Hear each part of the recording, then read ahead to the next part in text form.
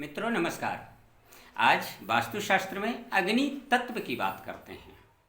अलग अलग ग्रंथों में तत्व की उत्पत्ति के बहुत सारी बातें हैं, परंतु हमारे भवन में अग्नि तत्व का संतुलन और असंतुलन बहुत ही महत्वपूर्ण तथ्य है।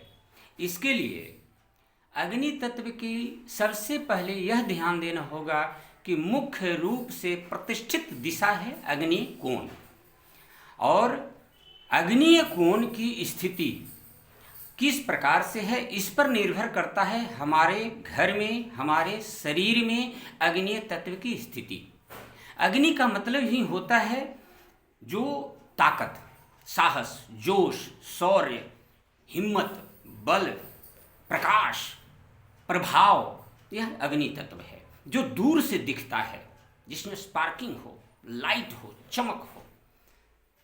अब यह अग्नि तत्व अगर हमारे घर के स्थिति में अगर निर्बल हो तो हमारे जीवन में वह साहस, जोश की स्थिति घट जाती है, क्लाउडनेस वहाँ पे आ जाता है, डर का वातावरण वहाँ पे आ जाता है, निरुत्साह हो जाते हैं हम लोग, उत्साह में कमी आ जाती है, कमजोरी आ जाती है। और अगर यही अग्नि अतिबल हो जाए तो वहाँ क्रोध उत्पन्न होता है, क्योंकि विश्वकर्मा प्रकाश में कहा है आग्नेयाम शोकमादिशेत, यानी कि अग्नि अगर अतिबल होता है तो वह जलाता है, क्योंकि उसका नैसर्गिक गुण है जलाना, दाह देना, ताप देना। वह अपना प्रभाव शोक में बदल देता है। तो इसलिए कहते हैं अग्नि का न ज़्यादा बढ़ा हुआ अच्छा होना और न ही ज़्यादा कम होना अच्छा माना जाता है। अग्नि संतुलित स्थिति में हो तो हमारे शरीर में भी, हमारा शरीर में जो ताकत है, साहस है, जोश है, जो कुछ कर गुजरने की क्षमता है, वह भी अग्नि है।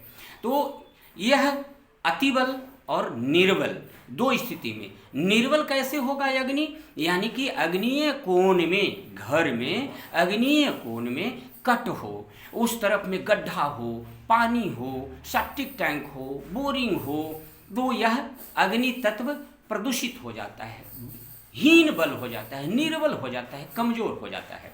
और अगर अग्नीय कोण बढ़ा हुआ हो, एक्सटेंशन हो, उधर में डबल मंजिला बना हुआ हो अलग से, या उधर से बिथी सुला कोई रोड हिट आ रहा हो हमारे भवन में, तो वह अति बल हो जाता है अग्नि। तो अग्नि अतिबल और निर्बल दोनों में स्थिति क्या होगी, यह आपने समझ लिया। अब इसे हम संतुलित कैसे करें। अगर अतिबला है तो वहाँ पे प्रबल पृथ्वी तत्व की स्थापना अग्नीय कोण में करनी चाहिए।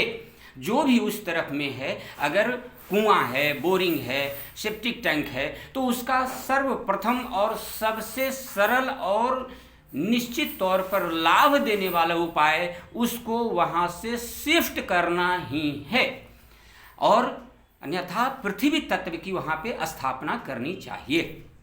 अगर अग्नि निर्बल है, कमजोर है, तो अपने खान पान में अग्नि तत्व से संबंधित चीज़ों को शामिल करें, अपने पहनने के कपड़ों में उसके रंग के आधार पर करें, भवन में रंग के आधार पर करें, और उस कॉर्नर को संतुलित करें। साथ साथ ही यह भी देखें कि कहीं आपकी कुंडली में 1, 5 और 9 नंबर की राशियां या मंगल ग्रह भी कहीं पीड़ित तो नहीं है। राहु शनि से अगर यह पीड़ित होता है तो वह बहुत ही परेशानी, अग्नि की घर और कुंडली दोनों में अगर यह स्थिति बनती है तो निश्चय ही वह जीवन में पीड़ा उत्पन्न करता है।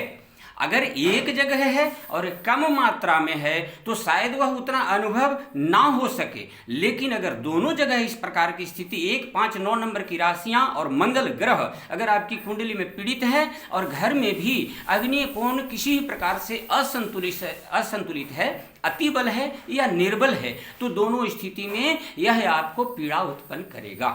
इसको संतुलित कैसे करें अभी मैंने आपको बता दिया। फिर अगले दिन किसी अगले तत्व के बारे में या दिशा के बारे में चर्चा करेंगे। वीडियो देखने के लिए आपका बहुत बहुत धन्यवाद। अगर लाइक सब्सक्राइब कीजिए, अगर आपने शेयर करना है तो शेयर कीजिए दोस्तों, और अपने संबंधियों को बहुत बहुत धन्यवाद। नमस्कार।